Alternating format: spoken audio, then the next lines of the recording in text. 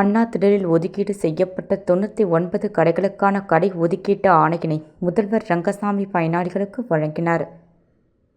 புதுச்சேரி பொலிவுறு நகரம் மற்றும் மேம்பாட்டு திட்டத்தின் கீழ் புதுச்சேரி அண்ணா திடல் மற்றும் அதனை சுற்றியுள்ள கடைகளை சுமார் 12.5 கோடி மதிப்பில் மறு கட்டமைப்பு பணிகள் நடைபெற்று முடிவாகும் தருவாயில் உள்ளது.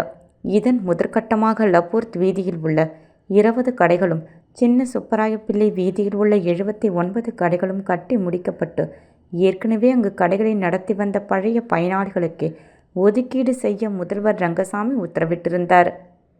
அதன் அடிப்படையில் ஒதுக்கீடு செய்யப்பட்ட 99 கடைகளுக்கான கடை ஒதுக்கீட்டு ஆணையினை முதல்வர் ரங்கசாமி பயனாளிகளுக்கு சட்டசபை முதல்வர் அலுவலகத்தில் வழங்கினார்.